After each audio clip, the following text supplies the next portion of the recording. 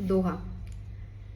अति अपार जे सरित बर जऊँ नृप सेतु कराही, चढ़ी पिपली कऊ परम लघु बिनु श्रम पार ही जाही। यदि राजा बड़ी बड़ी नदियों पर पुल बंधवा देता है तो छोटी छोटी चींटियां भी उन पर चढ़कर बिना परिश्रम के पार चली आती है। इसी प्रकार मैं उन मुनियों द्वारा बांधे गए श्री राम रस रूपी पुल के सहारे पार हो जाऊंगी, अर्थात श्री राम जी के चरित्र का वर्णन सहजता से कर लूंगी।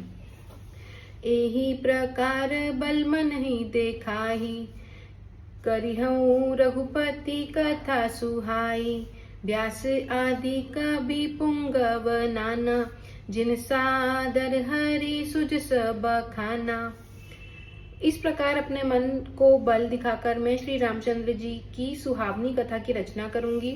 व्यास आदि जो अनेक श्रेष्ठ कवि हुए, जिन्होंने बड़े आदर और प्रेम से हरि को सुयश का वर्णन किया है।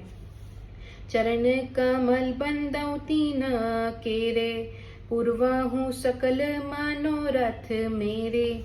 कलिके कबिहन करऊँ परनामा, जिन्ह बरने रघुपति गुण ग्रामा। मैं उन सभी के चरणों में प्रणाम करती हूँ, वे मेरे सभी मनोरथों को पूरा करें। मैं कलयुग के उन कवियों को भी प्रणाम करती हूँ जिन्होंने श्री रघुनाथ जी के गुणों का वर्णन किया है। जे प्राकृत कवि परम सयाने, भाषा जिन हरि चरित बखाने। भय जे अहि जे होई हहि आगे, प्रणवऊ सब ही कपट सब त्यागे। वो जो अत्यंत बुद्धिमान प्राकृत कवि हैं, जिन्होंने भाषा में हरि चरित्रों का वर्णन किया है, जो ऐसे कवि पहले हो चुके हैं, जो इस समय वर्तमान है तथा जो आगे होंगे, उन सबको मैं समस्त कपट त्याग कर प्रणाम करती हूँ।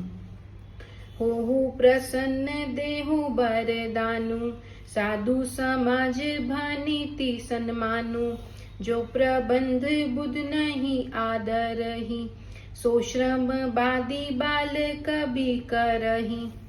आप सभी प्रसन्न होकर ऐसा वरदान दीजिए कि साधु समाज में मेरी कविता का सम्मान हो, क्योंकि विद्वानों में जिस रचना का आदर ना हो, उस रचना पर मूर्ख कवि ही परिश्रम करते हैं। कीरति भनीति भूति भली सोई, सुरसरी सम सब कहित होई। राम सुकीरति भनीति भदेसा, असमंजस अस मोहि अंदेसा। कीर्ति, कविता और संपत्ति वही उत्तम है जो गंगा जी की भांति सबका हित करने वाली हो। श्री रामचंद्र जी की कीर्ति तो बड़ी सुंदर है, परंतु मेरी कविता भद्दी है, इसमें सामंजस्य नहीं है, इसी की मुझे आशंका है। तुम्हारी कृपा सुलभ सो मोरे, सियनि सुहावनी टाट पटोरे। परंतु हे कविवरों, आपकी कृपा से मेरे लिए यह बात भी सुलभ हो सकती है। रेशम की सिलाई टाट पर भी सुंदर लगती है। जय श्री राम।